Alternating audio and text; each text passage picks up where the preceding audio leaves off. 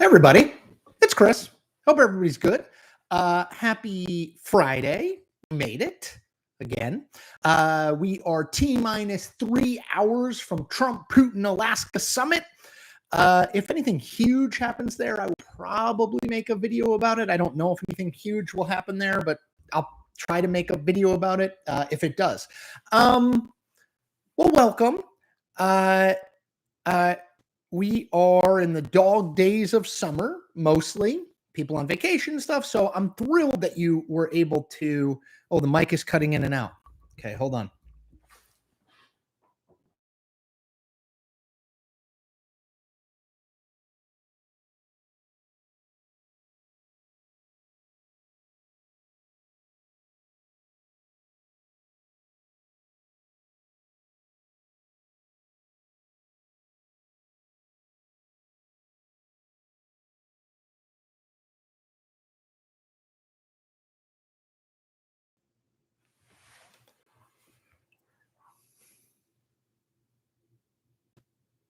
All right, we're back.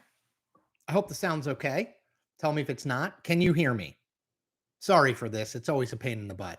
Okay, sounds back. Hopefully it is less crackly. You know, this is always my issue is like I never totally know why this is happening. I am, just so people know, I'm going to have an audio guy and a video guy or gal, I don't know, I just mean guy, come in and analyze my whole setup. So hopefully we will not have this problem going forward. Welcome. As I said at the start, if you didn't hear me, we are 3 hours from the Trump-Putin summit in Alaska. And if there is giant news made, I don't know if there will be giant news made, but if there is giant news made, I will make a video about it. But thank you for joining me on this Friday. The best way to interact with me is you can just put a question in the chat and I will do my best to run through a ton of them. Two other things that you can do if you want to support what I do. Well, three things. One, if you're not already a subscriber, hit the subscribe button. That's free and easy. Second thing, you can do a super chat with me, which is just a rectangle $ down there in the lower right-hand corner, at least of my screen. If you donate to me through that, I will bump your question up to the top, make sure it gets asked, and I hope answered. A last thing you can do is I have something called the Diamond Club, which is a membership tier of YouTube.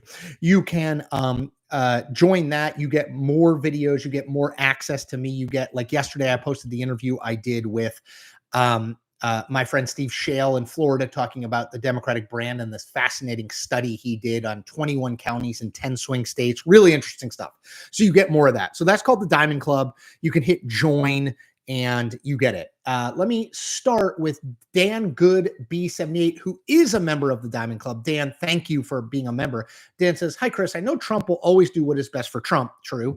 But I want to know your thoughts on the Alaska summit. Will Trump be conciliatory or confrontational with Putin? He wants the peace prize. Yes. So Dan, and I made a video about this morning, a shorter one. I really do think that you have to remember that Trump thinks of himself as the great deal maker, that he's the guy who can make any deal and deal with any person, no matter how difficult. And he wants to win the Nobel Peace Prize really badly. If you go, I mean, look, he did a phone call. He called the Norwegian prime minister or president this week to talk ostensibly about tariffs, but also he talked about the Peace Prize. So like, it's on his mind. He's talking about how he's solved 6 wars in 6 months. All this stuff is on his mind. And yes, if we know that, Vladimir Putin knows that, right? So yeah, I think Trump is inclined to find a way toward a deal because he is a deal maker and because he wants to win the Nobel Prize. And I think Putin knows that. And I think Putin will try to use that. Does that mean that Trump will necessarily make a bad deal? I don't think that's the case. I mean, I think it's possible, but I also think, look, I don't think he can make a deal with Zelensky in Europe not signing off in some way, shape, or form. Like, I don't think he's going to emerge from this with a handshake deal that everything's fine. So it feels to me like a couple-step process. But yes, Dan, you are exactly right. Trump is solving to win the Nobel Peace Prize. Don't think of it any other way, which means he wants a deal, which means if we know it, Putin knows it. And Dan, thank you for being a member of the Diamond Club. Very much appreciated. Get it, by the way, Diamond Club, calling balls and strikes, baseball. I know for people abroad that this metaphor doesn't work. I need to find like a good cricket or rugby metaphor.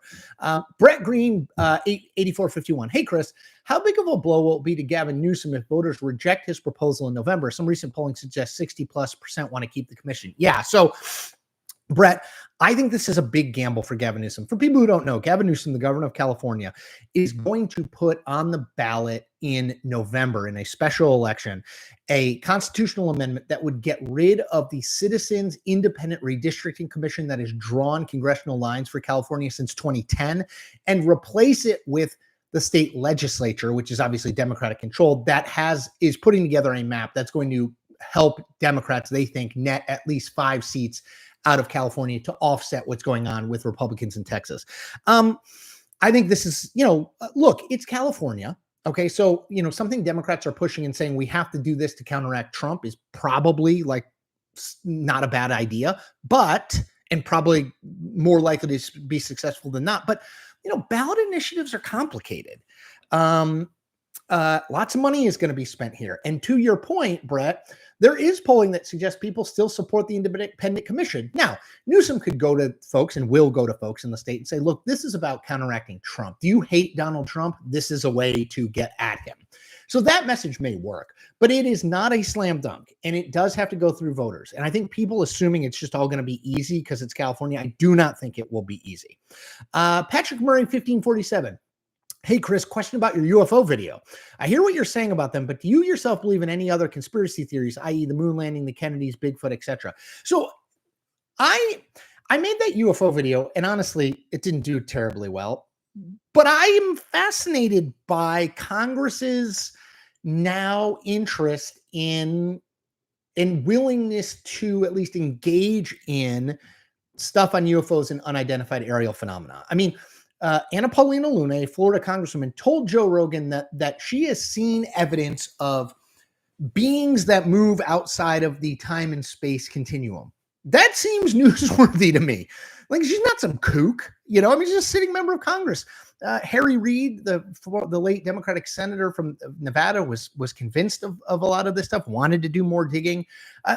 There's enough incidents and enough credible people, particularly on the science end, and pilots and those sorts of things, military pilots who have seen the stuff, that I just want people to look at it more. I don't believe in the Kennedy conspiracy, even though it is if you go to the Dallas book library and you go to the 6th floor museum up there and you see the angle of the shot that Oswald hit, it is, I understand why people are skeptical, but no, I mean, I've read a lot now about this, and I don't think ultimately, I think he did act alone. There were not 2 shooters or anything like that. Moon landing, don't think it was fake. Bigfoot, it's possible. I don't know. I'm not a giant conspiracy theorist, but I also know that there's a lot of things the government hasn't told us over the years. So I'm naturally a little suspicious, and I'm a huge X-Files fan. Tara Reid, 5132. Would you agree Gavin Newsom is strengthening his frontrunner 2028 status for Dems? Hard for Pete or others to compete with Newsom's spotlight. Haven't seen much from other candidates. Well, I think that's purposeful, at least on some folks. Like, Pete Buttigieg is doing things. He's going on podcasts. He's giving interviews and stuff. But no, he's not a sitting governor or a sitting elected official. So it's a little bit harder for him to make news. I actually think Alexandria Ocasio-Cortez is not trying to make a ton of news right now. Like, I think she thinks like, okay, if I'm going to run for president, I don't want to peak too early. I think Newsom is the second most likely person to be president right now, to be the Democratic nominee behind AOC. I think he has had an excellent year. 8 months. I'm going to write a piece about that, maybe make a video about it too. I think he's probably had the best 8 months of anyone in the field.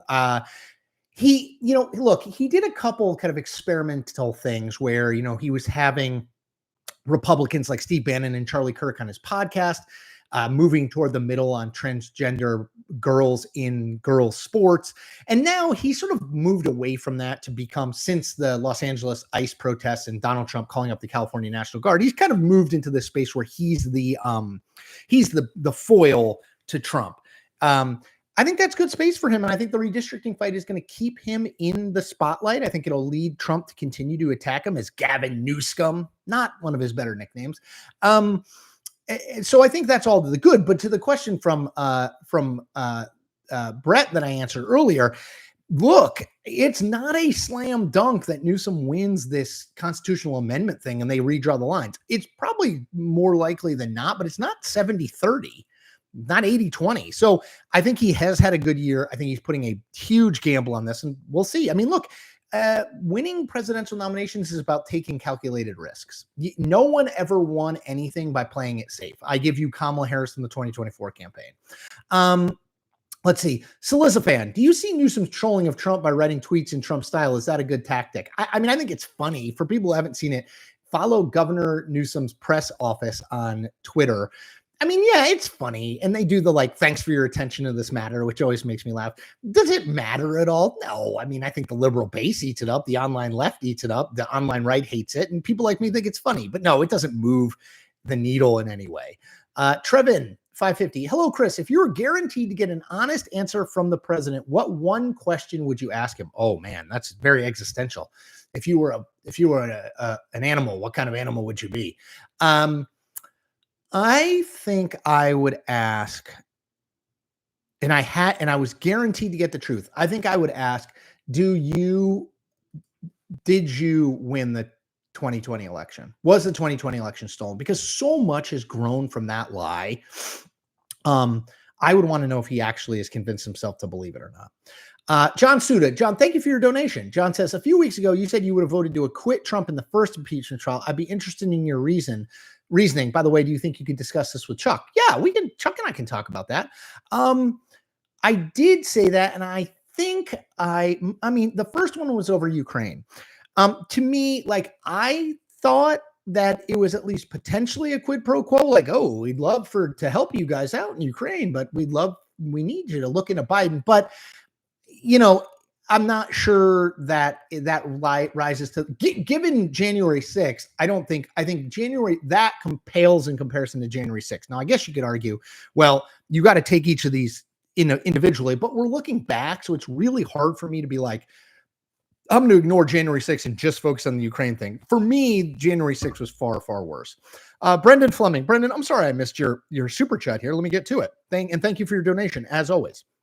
Brendan says, happy Friday, Chris. After which election was the Democratic Party morale at its worst? 1988, 2004, or 2024? Good question. 88 is a little before my time, Brendan. I was 12 at the time. So, I can't speak to it as well as I can speak to 2004 and 2024. In 2004, look, Democrats thought they were going to win the presidency. They chose John Kerry expressly because they thought he was the one who could highlight Bush's weaknesses, particularly on the war. And so I think that was very challenging for them. That said, the brand is in worse shape today than it was in 2004, just in terms of how people perceive Democrats. The brand is in worse shape than it's ever been before. So kind of hard, but I think I'd go with 2024 by a hair. Let's see. KS, Chris, what do you think of the tariff situation? Up to which point that Trump will acknowledge its failure and make modifications accordingly, or he never will and world economy suffers? I think he'll continue to try to look for ways out of it. Because I think as a long-term solution, it's not a great long-term solution, particularly with most of our major trading partners. And politically speaking, I think it's a loser. So I think he'll look for ways out of it. Now, can he find ways out of it? I don't know, but that's what I think he'll do. Tabby D. Hey, Chris, from sunny California. Lovely. We are so happy Gavin Newsom came out swinging hard this week at Trump. This certainly puts him above AOC in the ranking for 28, don't you think? I don't. Not yet. Let's see how it plays out. If between now and November, Newsom becomes this national hero, avenging Trump and avenging Democrats for what Trump and Greg Abbott are doing in Texas, maybe. And if this thing passes, this constitution passes overwhelmingly, and they get this new map, and he rides that momentum, definitely. At the same time, if it looks like it might fail, and it's why did Gavin Newsom do this? And then no. So let's just hold our horses a little bit. I mean, he just announced it yesterday. So let's see what the map looks like, and then let's see what public opinion looks like. John C. Chris, I feel like everyone has forgotten about the Georgia RICO case. What happened to that? What about everything else charged, especially those who have already pled guilty? So I think, John, you're talking about the case of Trump pressuring state officials in Georgia to change the ballot count after 2020. I think that's a situation. I mean, what happened there, if it's not, ping me in the comments. What happened there was the lead prosecutor got in trouble and got disqualified from the case for her relationship with the attorney she put on the case. And I feel like it's on hold. I can look more into it, but man, that really derailed it. I'll look into it. Human NC. Chris, do you think if Trump implements his tariffs, it could allow Democrats to take the Senate in 2026? So, I mean, I did a video on this earlier this week, just about the Senate, not about tariffs. Look, Democrats need 4 seats, which means they have to win all of their seats. So they have to win Georgia, they have to win Michigan, they have to win New Hampshire, they have to win Illinois, which I think they will.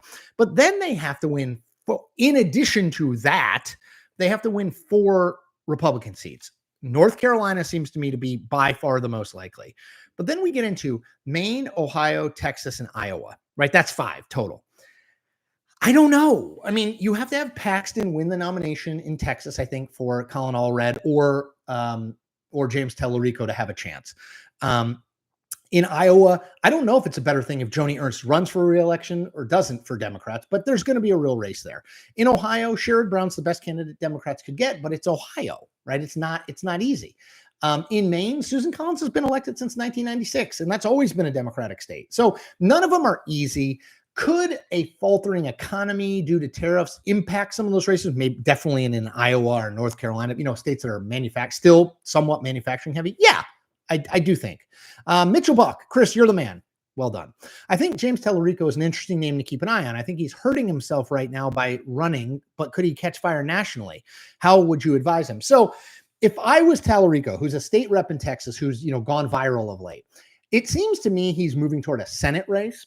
I would move toward a governor's race. Abbott is going to run again for another term. I don't know that Tellerico can win that race, honestly, but I think he could come relatively close and not have to deal with the burden of all of the baggage of the National Democratic Party right now, which is going to weigh you down in Texas. So I would do that race, which you probably lose, but I think you lose maybe a little bit closer. They're betting on both Allred and Tellerico, if he runs, are betting on that Ken Paxton is going to beat John Cornyn in the primary and that Paxton is very vulnerable in a general election. Maybe, you could wind up in the Senate. This is what political careers are made of. Timing and making the right decision in the moment. A lot of people told Barack Obama he should wait around and not run. Well, he ran for president and he won. A lot of people told Hillary Clinton she should have run for president in 2004. She thought she'd have time later, and she would have won that race, I think, against Bush. She never got to be president. Timing matters. Judgment matters. Steampunked Bull. What a name. Thank you for your donation. Steampunk Bull's question. Trump has been slowly learning of how big a liar Putin is. Do you think Trump's mind can be changed back? I'm very worried about this meeting. Yeah, look, I think Trump views himself as like the greatest person, reader of people there is. That's why he thinks he's such a good deal maker, because he knows what makes people tick. It seems to me he misread Putin, right? Putin said a lot of nice things to him and, like that they had a good relationship. And then I think over the last few months, Trump has at least realized somewhat like, wait a minute, Putin says one thing and then does another. Can Putin sweet talk his way back? Trump is very malleable, particularly to people who pay him a bunch of compliments. So I wouldn't rule it out. Again, though, I think it's almost impossible for Trump and Putin to come to a deal here without any other input, from Ukraine, from Britain, from Germany, from France. And so, yes, Trump might agree in theory to some of these things, but maybe they get mitigated as it goes out to the broader audience. I don't know. Let me take a quick pause here. We're about 20 minutes in. If you have not hit subscribe. It's free. and it helps me. If you have not liked this video, thumbs up this video, go thumbs up this video. That helps me too.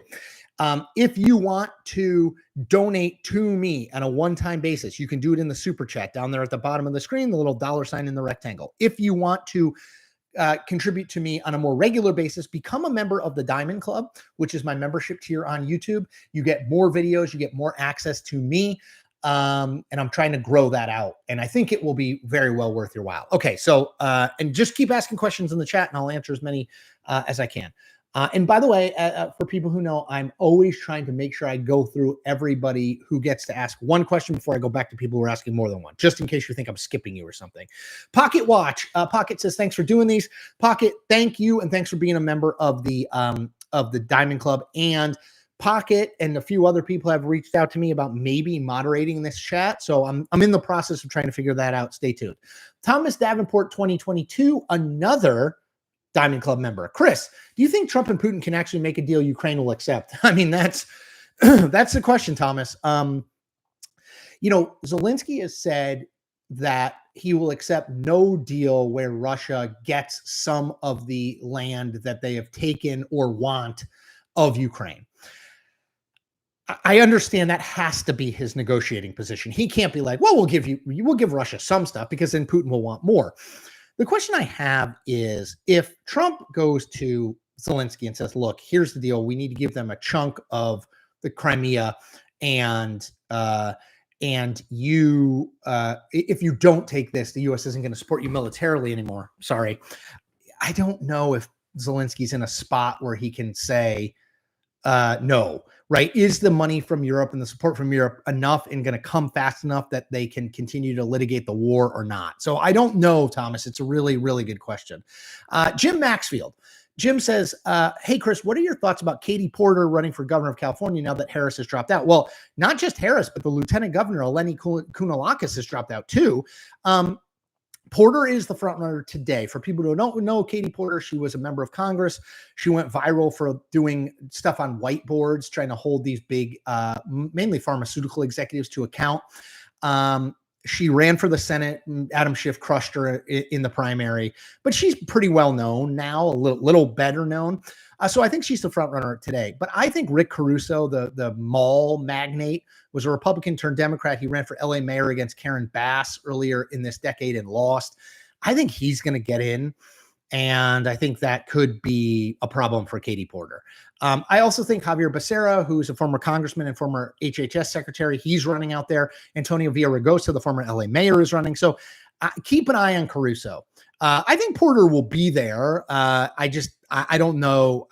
Those things are hard for me to call. Violent Zay, happy Friday, Chris. You rule, my friend. Well, I mean, of course I'm going to read that. Michael Gates, hey, Chris, do you personally believe that Trump deserves a Nobel Peace Prize for his efforts to end wars, especially if compared to Obama, who got it practically for nothing? Well, look, I'm not on the Nobel committee or anything, so I'm not sure I'm an expert on this. If Trump plays a critical role in ending the war between Ukraine and Russia, given what he's done in other parts of the world, sure. Did Barack Obama deserve a Nobel Peace Prize 3 months or whenever he won it into his presidency? No. And I think Barack Obama would probably tell you that. So it's 12 people in Norway making this call. This is not like an objective measure of who deserves it. It's like any prize for anything. It's a group of people deciding who deserves it and who doesn't, so sure.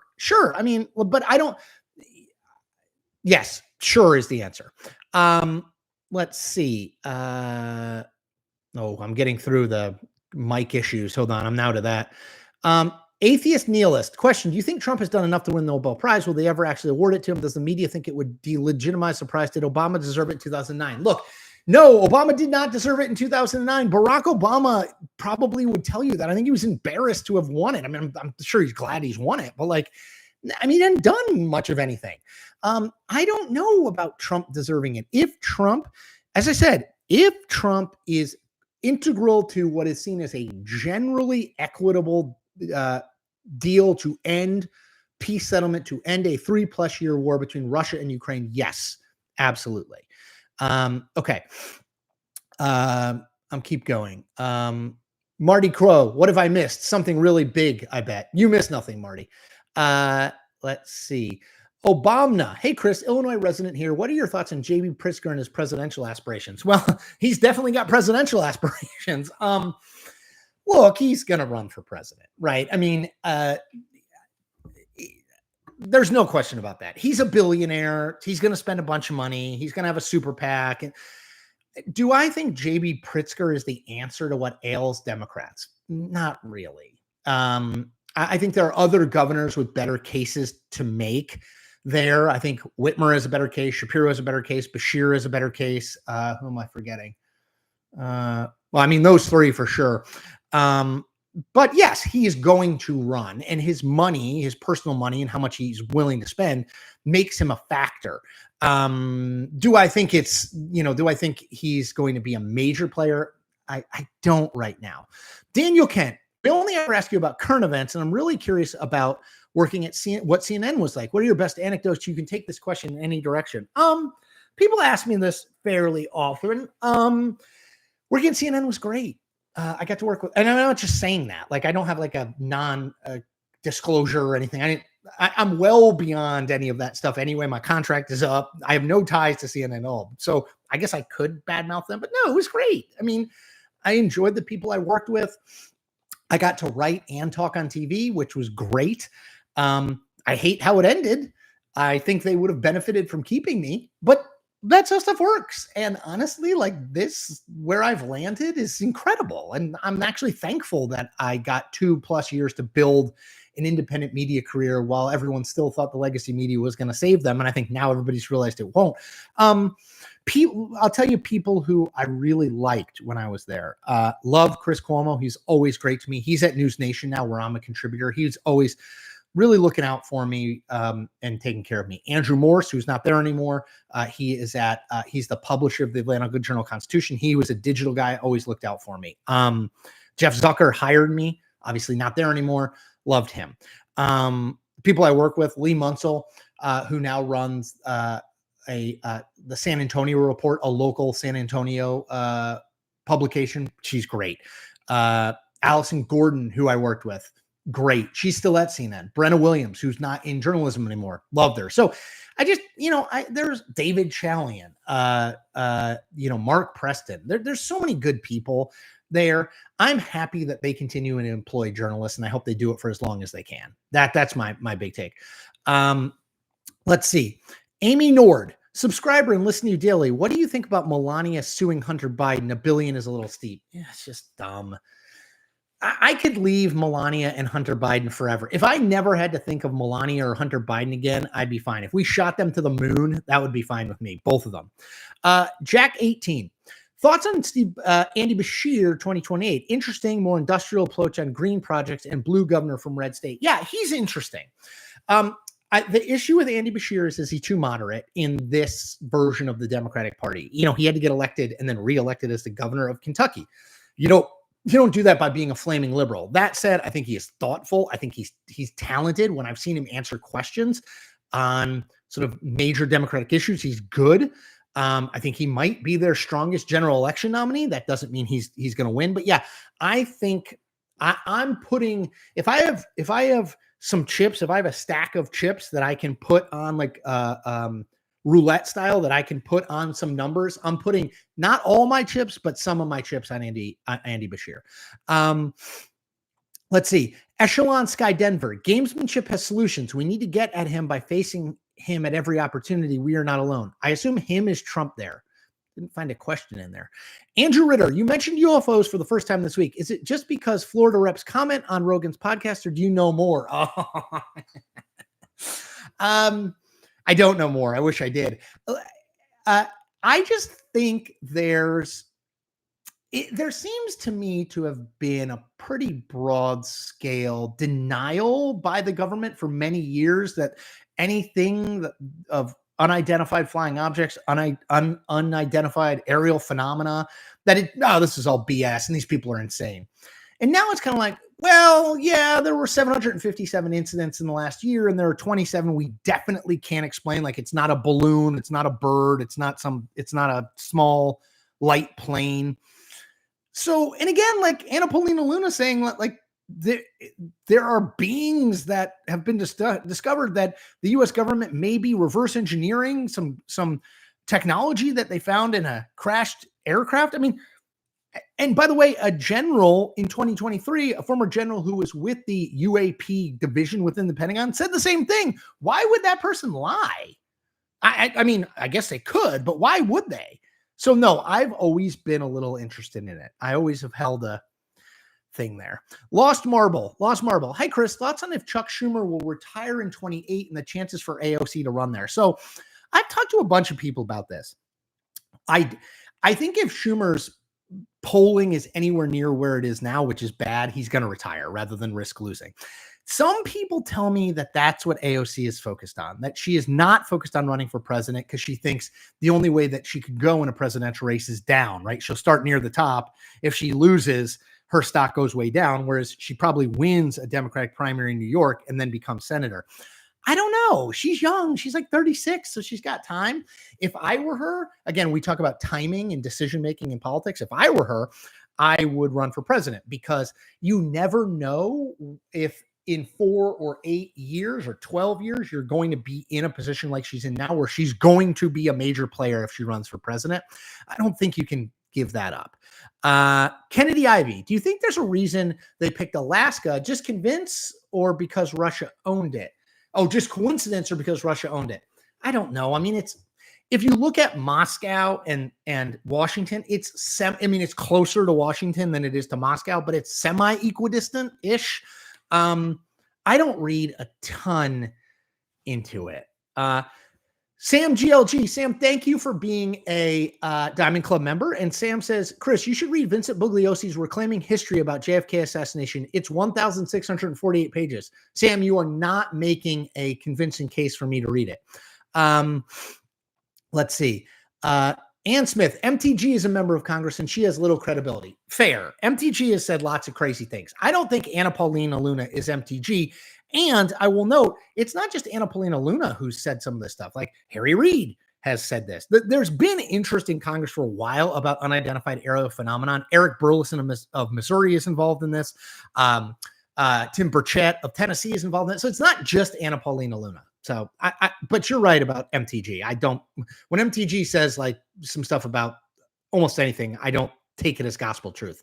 Youthful politics. What do you think the reasoning behind Kamala not running for governor of California is? Because she could have certainly been governor, but being president, not so much. What were they thinking? Honestly, two things, I think. One, I don't think she wants to be governor. She's never really shown an interest in governor. She could have been governor probably in the past, and she didn't take that route. So there's that. And then I think the other thing is I think she does think she can be president again. Now, I don't. I'm very skeptical. I think it's a very hard road, but I think she might look at the polling and say like, well, I'm ahead. Why would I not run?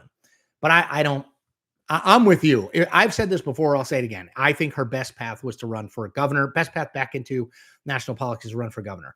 Another random name. Hey, Chris, international viewer here. Thanks for the insights and trying your best to walk the middle ground on news generally. Thank you, my friend. I'm trying. It's not always easy, but I'm trying. Let's see. Sorry, I just jumped around a little bit. Patrick Murray and Mr. Donation. Patrick, thank you. Patrick says, if Sherrod Brown loses, have the Dems officially lost Ohio? If it's a kind of year nationally, which is like pro-Democrat, wind blowing at Democrats' back and Brown loses, I think Ohio is probably off limits for a couple cycles. Not forever because there's nothing forever in politics, right? But for a while, yeah. Because I think that's why Sherrod Brown's running. He figures the national environment's going to be better in 2026 for me than it was in 2024. I didn't lose by that much. Trump won't be on the ticket, right? But if he loses this time, it's going to be, I just think it's tough. Echelon Sky Denver, thank you for the donation. Echelon says, Gavin Newsom has the character to humiliate Don the Con. That's interesting. The Newsom is a high character guy is not an argument I typically hear. Douglas Trapasso, question, Chris. If Gavin is definitely running for president, when should he declare? Now, just after the 2026 midterms, or early 2028? I think he will declare right after the midterms. Either way, if it goes well for Democrats, he'll say we're building on the momentum and we helped deliver this House majority in California, and that's why I'm running. If it goes badly, he'll say we need to start now reintroducing ourselves to the country, and I'm here to do it with energy or whatever. Like, you can always justify it, but I don't think he'll get in before 2026, especially not with this redistricting fight going on. Let's see. SMCK. January 6th was a type of civil disobedience codified in U.S. discourse since the sacking of the Massachusetts governor's house in 1765. Okay, I mean, I'm not going to argue necessarily with that, but I mean, because I don't know, but I will say, like, armed insurrection to try to stop the counting of a free and fair election seems to me to be a big deal. Trevin, hey Chris, give me your top 3 80s movies. That's a really good question. Caddyshack, was Caddyshack 80 or in the 70s? Caddyshack, Airplane, was that in the 70s or 80s? 16 Candles, Ferris Bueller's Day Off. I don't know. I can keep going. Dan Lenning's PR team. Do you think there is any chance Trump pressures FIFA or the IOC to move the U.S. Men's National World Cup games and Olympics out of LA? I don't think so. Too much of a pain in the ass, but who knows? Jack, Chris, how do you think 2028 Republican primaries will play out if both Don Jr. and Vance enter the race? I don't think they both will. I think either Don Jr. gets in and Vance doesn't run, or Vance names Don Jr. his VP very early on. I don't think they will both run. If they do, it'll get ugly. Let's see. Keep it going. Win 81836. What do you think the chances are for PBM reform going forward? Often it seems like PBM, this is pharmacy business, the middleman thing, has more of a say than the physician. While they run ads, I mean, the one I've seen the ads, the one issue is the pharmaceutical industry is incredibly well-financed, well-organized, and has a great lobbying operation. That's always going to be a problem. They dole out a ton of money. They're very well-organized. So we'll see. But the kind of middleman thing is not great. As far as I know, I don't know enough about it to sort of speak out super heavily. Grentree, what does the Republican Party look like in 2028? It doesn't seem like anyone who can legitimately run the party post-Trump. Well, it's going to look a lot like everyone trying to be as Trumpy as possible. And you know, who winds up being the Trump heir, whether he deigns them the heir or they just seize it. You know, is it Vance? Is it Don Jr.? Is it Tucker? Is it, I'm skeptical about this, but is it Marco Rubio? Trump will dominate 2028. Every Democrat will try to position themselves anti-Trump. Every Republican will position themselves pro-Trump. So, and then of course there's a possibility, I think it's unlikely, but the possibility that Trump is actually in the 2028 race. So yeah, I claim this for the 70s. Thumbs up. Thanks for continued expression on current events. Been good, getting better all the time. Thank you. That's so kind. And yes, hit me with that thumbs up if you haven't already. George Elvis. Chris, I think the economy will be much better in 26. The country and the world will be in a celebratory mood with the World Cup and 250-year celebration. I think Republicans will be in better shape than people think. Maybe. I mean, again, I'm no predictor of the future. Those things are all things that could move the needle, no question. Especially the centennial. What is it? 250. I don't know what the word is for that. I was born in 76, so I was born 50 years before. Let's see. David Johnson. Hey, Chris, listening to you and watching the Little League World Series. My Friday is officially awesome. Here's my Little League World Series team. Give me that Connecticut team with the 2 tall twins and the kid who's 5'1" and throws a million miles an hour. I mean, I'm from Connecticut, so obviously, but still.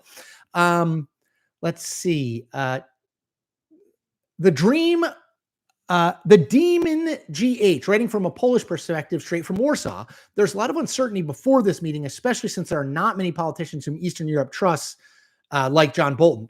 Yes, no question. There is a lot of uncertainty here, especially because Trump and Putin are going to meet first one-on-one. And then with a broader group, it's like, well, what did they talk about? Remember when we go back to Helsinki 2018, when they met one-on-one, there were no translators, nobody else in the room. We don't really ever know what was talked about there. They then came out and did a press conference where Trump said that he trusted Putin rather than the U.S. Intelligence Committee about meddling in the election. Not great. So yes, I understand. I think there is rightfully skepticism. And the other thing I would say is both of these guys are so unpredictable and sort of that's in their brand to be unpredictable that I don't know what the heck's going to happen. Elisa Litkeva, I may be saying that wrong. Chris, you're a longtime fan from the Washington Post days. Thank you. Shane Crosby. Hey, Chris, if Trump manages to start a process that leads to a peace deal, even if it's detrimental to Ukraine, do you think it will impact his popularity? Probably not. Just because foreign policy, doesn't usually impact it. And I think with Trump, the truth is there's 42% of people who love him, 42% of people who hate him, no matter what he does, no matter what he says. And then there's, what is that? 42 and 42 is 84. There's 15-ish percent, might be lower than that, who could go back and forth on him. And I don't think they pay enough attention to foreign policy for it to matter. Mo Coffee, do you agree with Trump that he deserves a Kennedy Award? I mean, aren't those given to like people who have made significant contributions in the arts? I don't know what he's done. I mean, he's not an artist of any form that I know of, other than doodling. Narin 36, Vance 2028 looks super likely. Yes, absolutely. 1,000 times it does. Dinga House, greetings from Kentucky, home of Tom Massey, who just happens to be my representative. Any thoughts on him being primaried? Yeah, he's going to face a primary. I think he did last time too, and he won. I think he'll face, this one's going to have more attention paid to it. The key in primaries against an incumbent, right?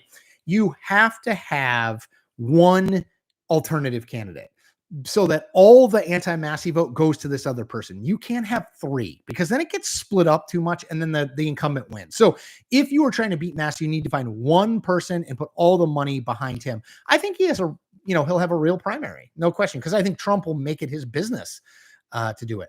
Roberta Curie, hey, Chris, love the chat. You're real fair. I just don't understand why Democrats think they have any chance in the Senate in 26. Cornyn winning Texas over Paxton, and North Carolina is definitely going red. I don't know that North Carolina is definitely going red. I think Roy Cooper, the two-term governor, starts ahead. The Democrat starts ahead in that race. Doesn't mean he'll end ahead, but a lot depends on the national environment. If the national environment is neutral, I think totally neutral, I think Cooper will win narrowly. If it's pro-Trump, I think Cooper will lose, obviously. If it's anti-Trump, I think Cooper will win.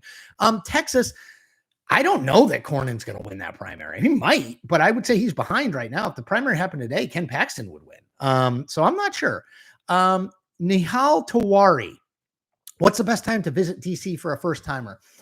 Okay, a lot of people will disagree with this. A lot of people say the spring, you see the cherry blossoms, too touristy. Right around Thanksgiving is a wonderful time to visit DC. It's not too cold. It's not that crowded. Museums are open. That's when I would do it. That's my favorite. Fall is my favorite season, and it doesn't really hit until October. In September, it's still hot as hell usually here.